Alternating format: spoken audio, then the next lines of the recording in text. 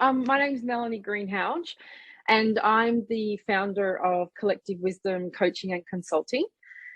God, where to start? So I actually have a Bachelor of Youth Work, and that was, where I started many, many years ago, and became a community development worker. So I've worked a lot with particularly vulnerable people in the community.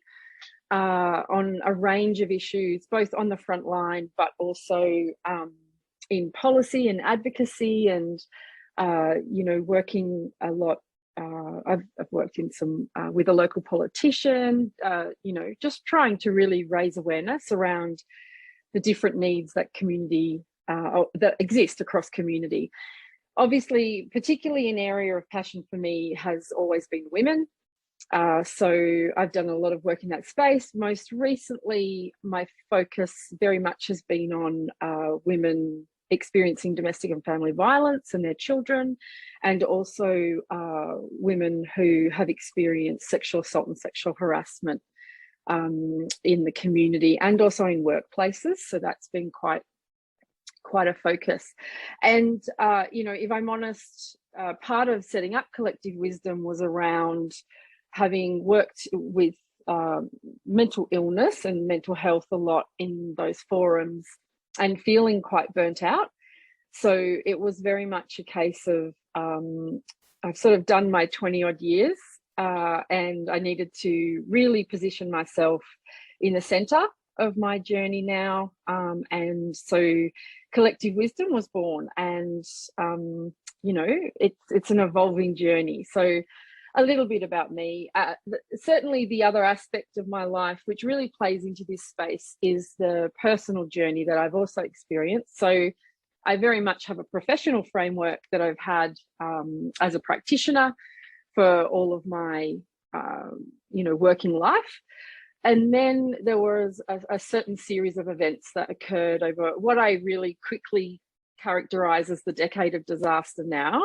And it was really, when I'm able to look back on it now, I was experiencing a series of losses in a very close space of time, and yet they were all distinctly very different losses. So I was able to learn a lot more about myself, but also about the people that I worked with, but more generally that, it was really about the human experience, and that, loss. And that doesn't just mean, when I talk about that, it's not just about death and dying. It's about much more than that. It's the broader experience of the things that we thought we might achieve that we didn't, the friendships and relationships we've had that we no longer have. For women, it's often there is, it may involve miscarriage or not being able to conceive and have children when that's what they wanted. Perhaps we have children or we find ourselves in caring roles that we didn't necessarily see ourselves being in. So, it's very broad. And I think for me, bringing the personal and the professional together has been really important. And it's definitely helped me understand more about, the women that I work with. So that's a little bit about me, very quickly, for those that don't know me. So what I wanted to do, so the behind this evening session was, originally I was just like, I'll just do a Q&A session and I'm an open book and you can ask me anything. And, I realized that's actually pretty hard to do, to come into a forum and just open up with your questions and to, ask them in the chat or whatever it may be. So what I thought I'd do was actually frame them so that we talk about a topic at the beginning, and then hopefully that will allow you and give you time to maybe think of some questions about that topic. But you may have also, been using some of the other resources that I have available on my website.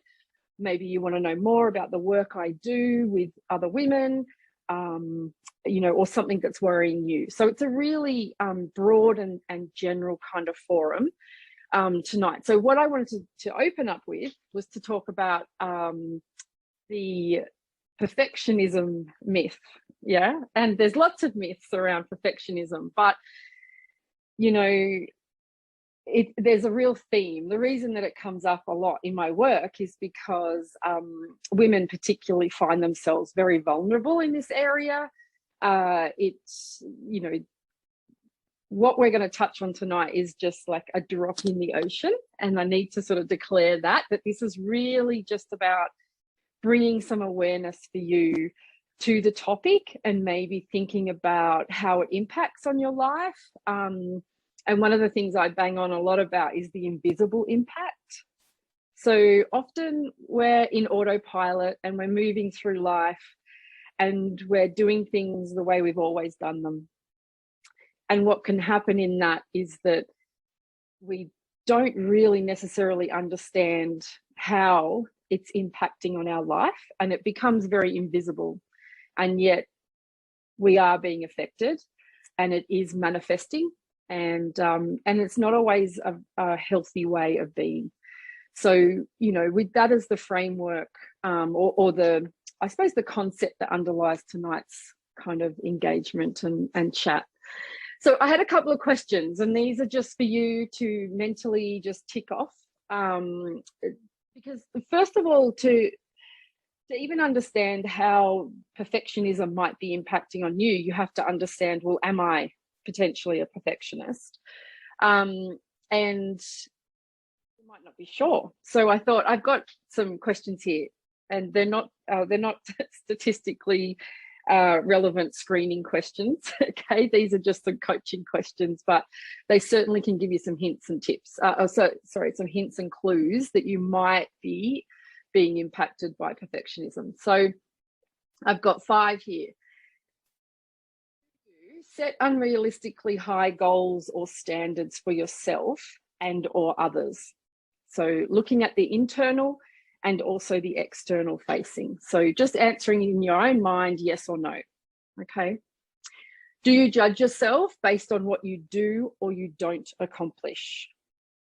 So that might be things like, you know, you maybe write lists. You know, part of that is the conversation you're having with yourself. When you look at that list at the end of the day, you know, what are you looking at? What are you thinking about? Is it what I have accomplished, what I haven't accomplished? Just, you know, throw that one around there a bit. Do you have a hard time stopping a project until it's exactly how you want it? Do you have trouble relaxing in even a small mess at home? And do you feel like a failure, commas there, if you can't do things just right? So, you know, if you answered yes to one or more of those, you know, you've probably got some struggle going on with perfectionism. And, you know, what's really interesting to understand about that is that it can mean that you're operating from a place of fear of judgment, perhaps the disapproval of others, and that becomes a motivator, and it really draws you into how you turn up in the world and how you might show up or not show up for yourself. So, you know, I think remembering that when we're talking about this, none of this is about all or nothing thinking. Okay, it is literally about just raising awareness and understanding what it might be, you know, how it might be impacting on your life. Okay. And I will confess too, in the interest of demonstrating that perfection isn't possible, I struggle with time. So to demonstrate how I scaffold myself, I've set a couple of alarms. Okay, so if you hear it going off, that's me managing myself so that I can, you know, try and keep us to time and not blow out, because I'll often go on tangents. It's the way my mind works. All right, so perfectionism is about striving for an unattainable standard. Okay, it sets you up for failure, and that's, you know, It's not achievable. Okay, there is no such thing as perfection. And it's really easy to say that. And it's almost, you can see it on paper and go, yeah, that makes sense. But it's actually much more difficult to live that out. And there's a whole range of reasons for that. All right. But, something I've in writing down some notes tonight, the three sort of things that I talk about. So there's perfectionism, but then there's also these things you'll hear me use, and they're not interchangeable. I want you to understand that they're very different, but high performance, healthy striving, and seeking excellence are very different. And they're probably more of the healthy manifestation. Yeah. Perfectionism is actually where you really find yourself, you're tying yourself up in knots trying to achieve something that isn't possible. Okay. Whereas though high performance, healthy striving or seeking excellence, it's about that acknowledgement that you're on a constant learning journey.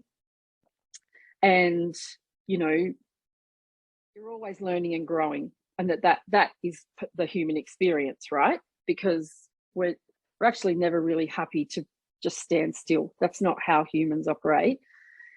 But equally so, we, have to be prepared to, fall down, make mistakes, learn from that, get back up, keep going.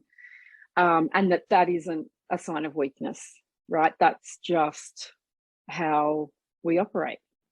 But we need to acknowledge that. And part of the perfection myth is that we're not acknowledging that. Yeah, we're getting really sucked into this idea that I have to be something, that's way, way beyond, the realms of healthy. That's kind of what we're up to. I've got some thumbs up there. So that's resonated. So, and so the reason that perfectionism is seen to be unhealthy is that, and this is certainly when I'm working with women, and it's been my own experience, is that, perfectionism leads to stress, it leads to anxiety, low self-esteem, and a whole heap of other problems. So, sleeplessness, which, is often a symptom of stress. But, stress is an illness. And, we really need to acknowledge that it's not, it's very much a catchphrase. It's a throwaway line that I'm so stressed. But the reality is that does have an impact on our health, short and long term. So, again, it's about really understanding the depth of these things when we actually say them. Yeah, because there's lots of invisible impacts. Perfectionists are often really critical, not just of themselves, but often of other people, and they're driven by fear. And, that's where that healthy versus what is not, unhealthy for you, is when you look at what is the motivating factor, what is driving me. Yeah. So it's a little bit like, I talk a lot about internal and external validation. Yeah, I talk about external validation is a very thin fuel. And perfectionism actually almost becomes like a thick mud that you have to walk through, because you get so fatigued from trying to constantly be at a this extraordinarily high level of expectation on yourself and of others. Yeah. So it's hard work to be frustrated, to be slightly cranky, to be angry, to be living in fear, and defensive, and, really, I suppose, when feeling criticized, because it's a self-criticism as much as it is an external criticism. So all of those things are very draining. They take a lot of energy, and they really can wash you out. Okay. And again, they're the invisible impacts that maybe we've just learned to live with them. We've just decided somewhere along the way, or maybe this is part of it. Autopilot means that all the decision making is taken out of our control. So, that's that's a really different way of being, of just cruising along in life and letting it happen to you, rather than potentially being in that driver's seat. So it's like I'd say to people all the time, they'll say what they want to achieve in a session or in a program, and really what they're saying is the analogy of, like, at the moment I'm in the Uber and I don't know, someone's driving me around and I want to get back into the driver's seat. And acknowledgement of what this is doing in our life is a really good first step in taking back that control. So with all of that said, if you see some of these perfectionist traits in yourself, don't freak out. Don't despair. It's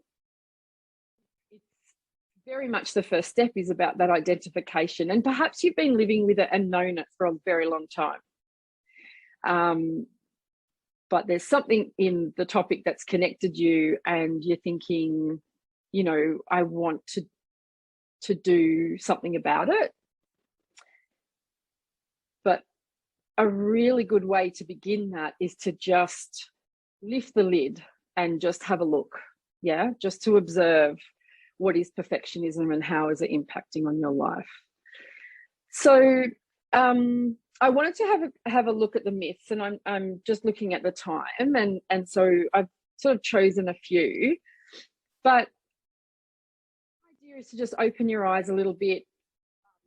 This is your form of self-care, right? Getting education and understanding yourself and your identity and what's going on is definitely a form of self-care. So, and some people talk about recovery process from perfectionism, or, but it's really, my work is about developing really gentle and compassionate and caring relationships with yourself. Yeah. So the reality is that I'm in my 40s.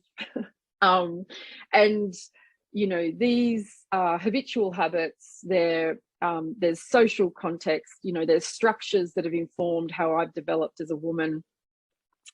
And I'm not going to be able to undo any or all of it overnight. So I think that's really important I don't want you to walk away from this thinking, chastising yourself or thinking, my God, this is so bad, because it's not. Yeah, it's really normal part, and some people are impacted more than others. All right, so the perfect actually means without faults, and the myth that exists is that this is what we're telling ourselves, that perfect means that without fault achieve anything we want. So with hard work and dedication, you can absolutely get to perfection. Okay. And that's, a lot of that is sold to us through the world of marketing. Yeah. And we know that to be true because, as an example, I don't think there's a single female body that exists in any kind of magazine or online advertising, by the big advertising, the big A advertising, that isn't in some way altered on the computer, right? That's just the way it is. And so that, whether it's a body shape or it's the impact of a product, we're sold this message that perfection is possible, and it's you through hard work and dedication, and that it's not true. Okay, because the Greek translation on the word perfect means complete, and it means so good that nothing of a kind could be better. Now, I don't know about you, but in any of your interactions that you've had today with anybody that you've met along the way, humans, maybe there's probably a few fur babies that definitely can achieve perfection status in their owner's eyes.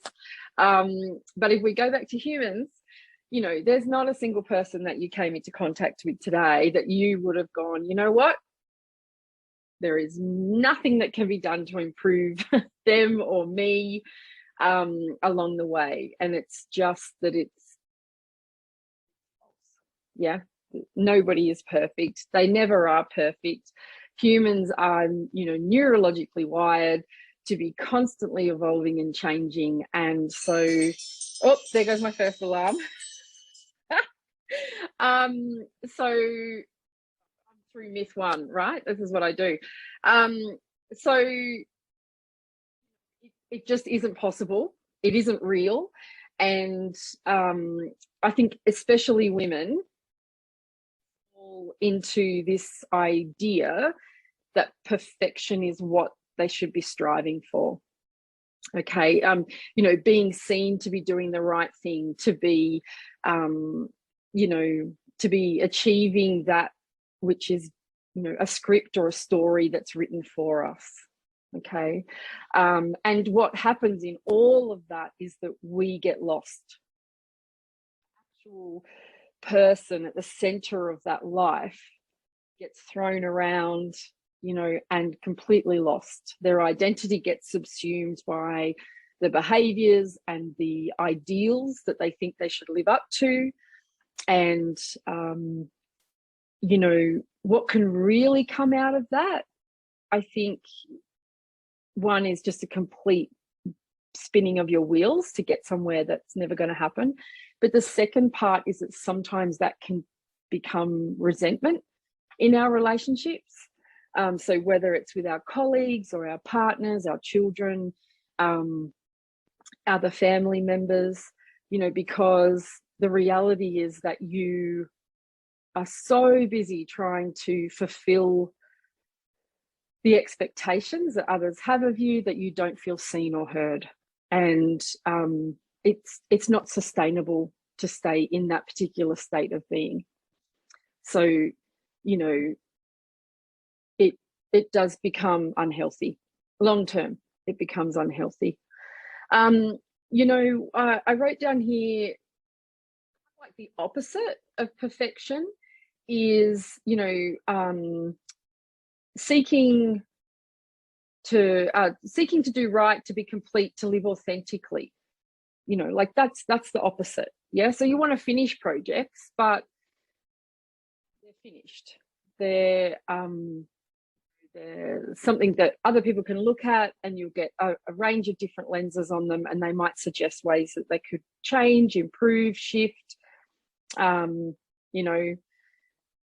when you're putting something forward, you want it to be perfect. Chances are, like, perception is reality, right? So everybody else might be looking at it from their perspective, their lens, their lived experience. And so you can quite clearly see that you can't achieve perfection. Yeah.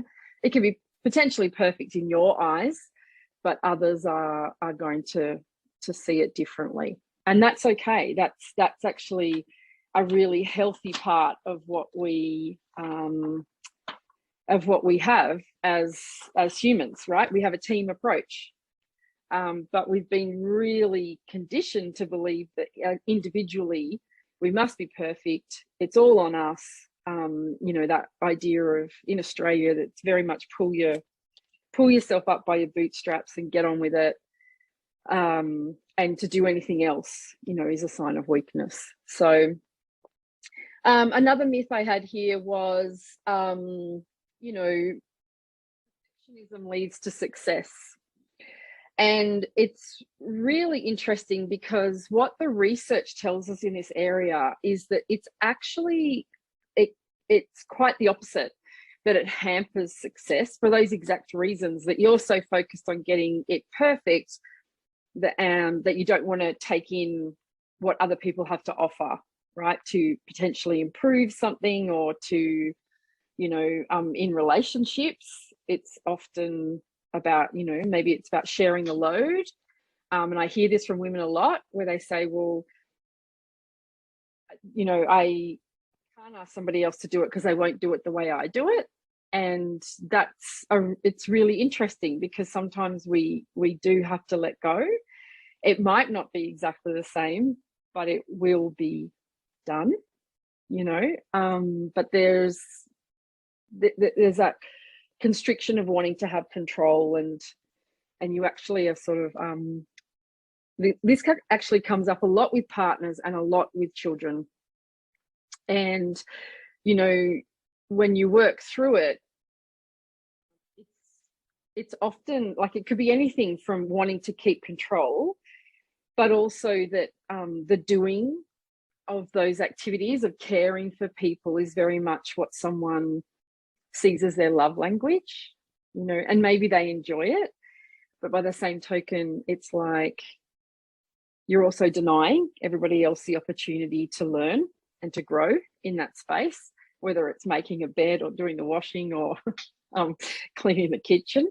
So that idea that sometimes we have to say, when I do it this way. When somebody else does it, they do it a different way. And that's okay, you know? So as long as, you know, I suppose, what's the outcome you're trying to achieve? Does everybody need to be fed? You got to the end, was everybody fed? Tick. So again, easier said than done for some people, but just as an example to kind of see how it can manifest in life, you know, is quite important. So the other one here is perfectionists are just natural leaders, and that's why they like to be in control of things and people. And this can be quite confronting to talk about for people that are really struggling with perfectionism, but the reality is that they often feel very out of control. Yeah.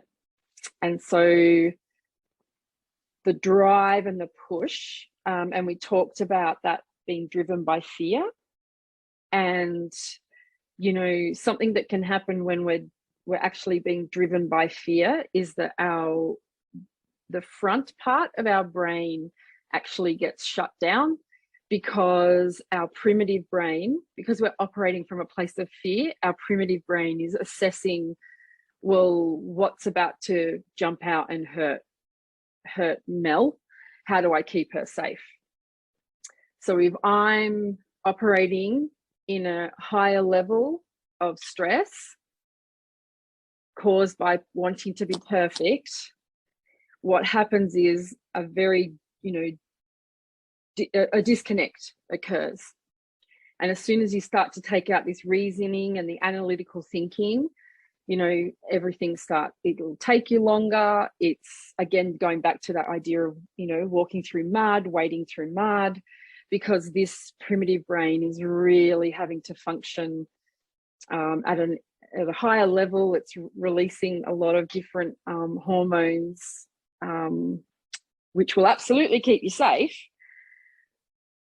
They're quite exhausting. And when you're coming down from, you know, that kind of cortisol bump, you will find, you know, life will, it's a bottoming out, because it's just taking so much energy to maintain that control. So it's really interesting that, you know, I'm not sure if you're thinking a lot, you know, following along here and thinking, yeah, right. So in actual fact, when I move into wanting something to be perfect, it's almost like I'm trying to strangle my hold over it, which is me exerting my control. And I suppose the aspect that's really individual, right? And it is literally for each individual person, there's a completely different context and story and narrative behind that. And that's sort of where the gold is for you in your growth journey and your personal development journey, and understanding where is that push and drive and need for control coming from. Yeah. So it's really, you know, deep down, perfectionists can be very, very scared about being exposed. Yeah. And, you know, all of these things are interrelated. So, you know, imposter syndrome, you know, that idea that we'll be found out. Yeah. That we're maybe not meant to be in this room, or, that because we're not perfect, because we're not, we feel less than. So in all of these myths and uncovering them, and then to really understand what the truth is, it all comes back to the idea of the, self-doubt versus self-worth, essentially. And that's where that learning is. So the perfectionism is almost like a symptom shield. Yeah. So it's what lies beneath that is, what's driving that as, a protective factor for you to feel solid in your skin, even though it can manifest quite unhealthy in unhealthy ways. All right. So, if that makes sense, that perfectionism is definitely a surface level symptom of something that is, at a much deeper level is driving it. Yeah. So what's causing the fear? Yeah. What's causing you to, you're feeling fear. The action you're taking is to ramp it up and to try and control something. And, that manifests in the behavior of, working extra long hours to make sure something's on point, to, like you just never could let a dust bunny form in your house and run across the lounge room. I'm saying that because I've let a few dust bunnies form and, run past my house. So that's been my personal development journey. So the time we're considering that these things are, that we're weak. Yeah, that it's a weakness that we can't control something to the level that we want to make sure that the thing is perfect. Yeah, so, there's a cascading effect. It's almost like playing dominoes out. Yeah, and one gets tipped and it just, all of them fall.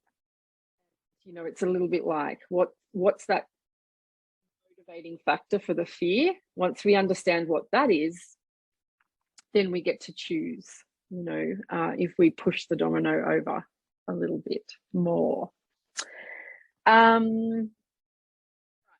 So I'm aware of the time. I just had there. And this is really interesting. Actually, there's one more, and then I'll wrap up, I promise. But I've got here, perfectionists are confident and secure.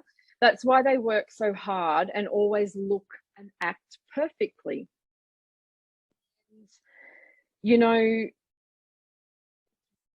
Perfectionism at its core is about those insecurities that we talked about, that self-doubt, not necessarily believing that we're worth, that, and the self-esteem is probably not there.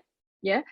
And previously I mentioned that internal and external validation, and you can see how all of these things are interlinked, because when you're able to actually validate yourself internally, and going back to the analogy of that's a much thicker fuel, it lasts longer.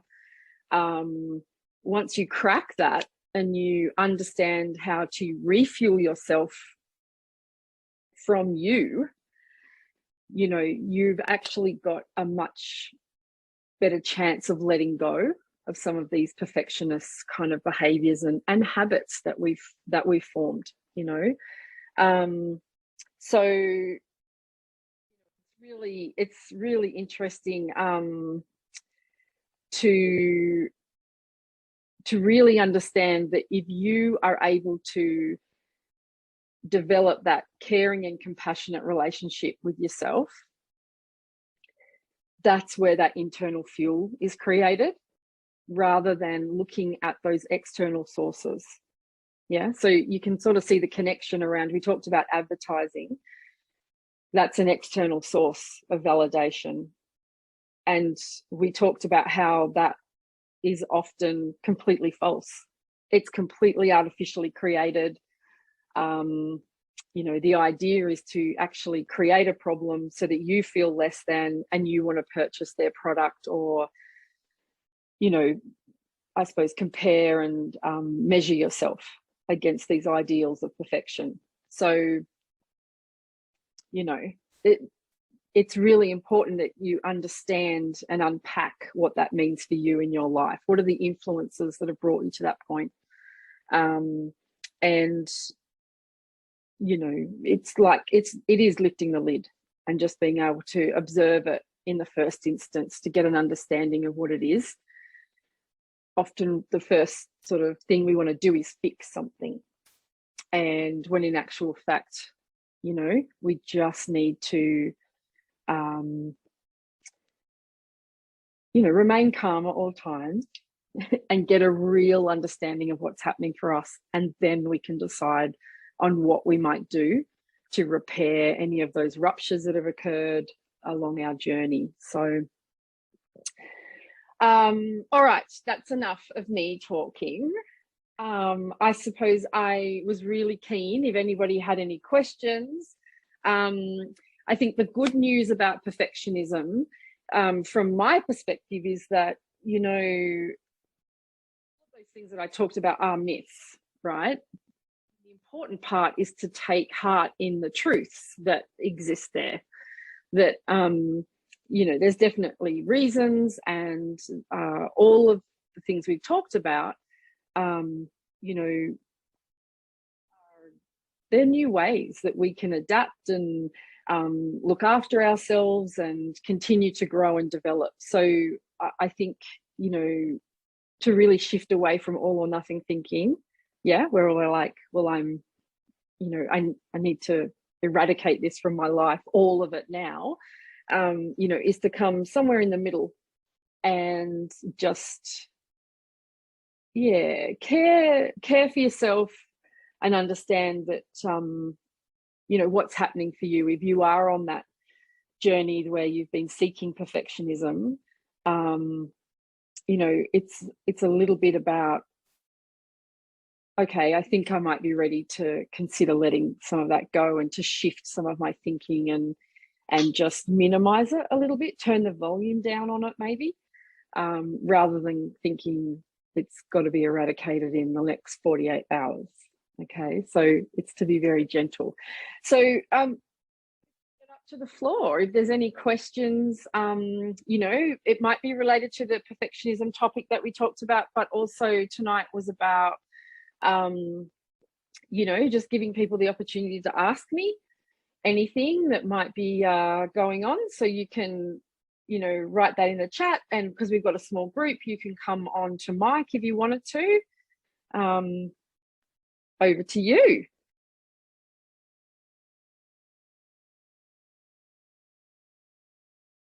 Very silent.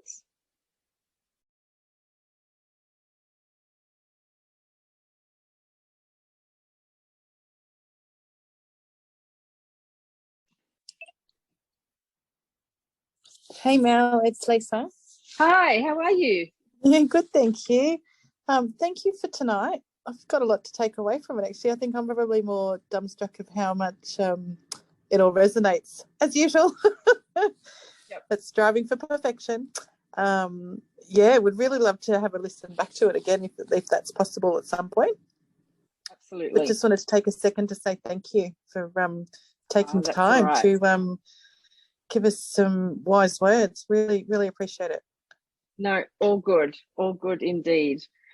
I'm glad some of it resonated, and I think the whole thing is that it's not meant to be a place of shame or guilt. It's just to acknowledge that it's there, and in many ways for some of us it's worked for years, and yet there's this feeling that I'd like it to be different. And I think that's probably, if that's where you're at and you get to choose yourself and, put yourself first, then, that's very much worthwhile. Yeah, absolutely. I guess my takeaway from tonight is probably to give myself some time to really have a think about where where it all lands and how I'd like to crawl out of it. Yeah, and I think that's, you know, that's always a risk when you do a short session, is that you know, you can open a can of worms for someone, and it's like you don't want to just leave them with that. So I hope that was the message tonight, which is that, you know, this is very much about just a beginning, and getting a bit of an understanding of it. And I think as well to know that, particularly as women, we're not alone. So there's many people. Like, I was actually quite intrigued at how many people made contact during the week. And that thing about just straight away, is there going to be a recording? Because they just wanted to explore it a little bit more. And yeah, I was not shocked. I wouldn't say shocked, because but I was really intrigued at how many women approached me, you know, on Facebook, and sent me private messages as well. So I think that in itself is a bit of a sign that, you know, we know that it's there.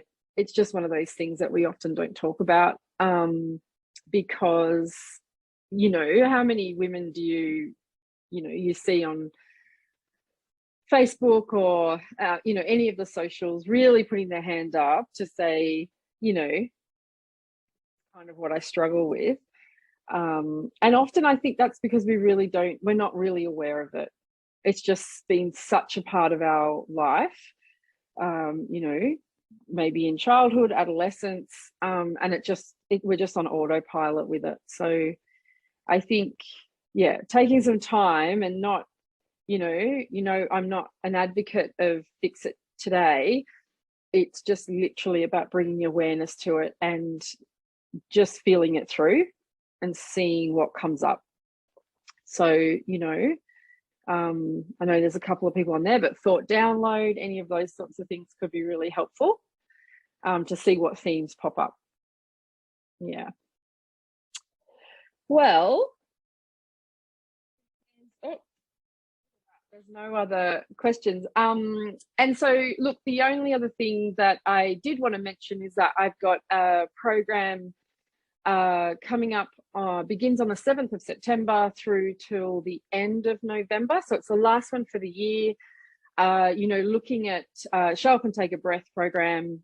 I know I've got some alumni in here tonight, so which was lovely. So, but, you know, for those that know what it's about, it's really looking at how to build your personal capability to manage your own mind so that you can implement new ideas and ways of being. Yeah, so perfectionism is exactly one of those, to understand it, challenge it, and, you know, really stretch yourself in ways that, rather than being depleting, are actually exciting and energizing. So you're really taking back some of that control in a healthy way. You know, looking at how to leave success exhaustion behind and find success alignment. And, you know, this one's actually really personally, you know, like very much where I'm at the moment. You know, being able to look at it on paper and think, yeah, look, I look quite successful on paper, but I'm knowing, you know, for the last sort of 5 years or so, that I've not been very aligned with what I really want to do. So, you know, and the idea of leaving success exhaustion behind and finding that alignment is to help yourself feel safe, to be deliberate in your actions, to feel secure, confident, and fulfilled with the choices that you're making. So the program really looks to explore that more. Skills and strategies to help you develop a more caring and compassionate relationship with yourself, so that you're leaving guilt, blame, and shame behind. And that's a massive aspect of, you know, women's lived experiences. And it is just, I mean, there isn't a woman that I that I work with that, you know, that has not come up.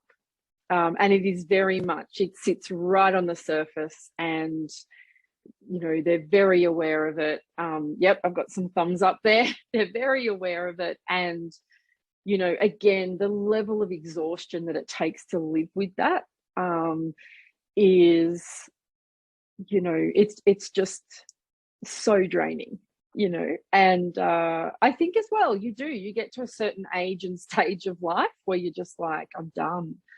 I really need to, you know, reclaim that space for myself. So, and the program is about becoming your own coach. Yeah. So that you can take charge. You're not dependent on people like me, but you get to manage your thoughts, you know, choose the actions you want to take and get that kind of consistent confidence, you know, that you're craving. So for anybody that's interested in catching up about that, or wanting to talk more about it, you know, you can drop me a line and I can give you some more information. But other than that, if there's no other questions from the floor, and look, I'm doing really well for time. Very proud of myself.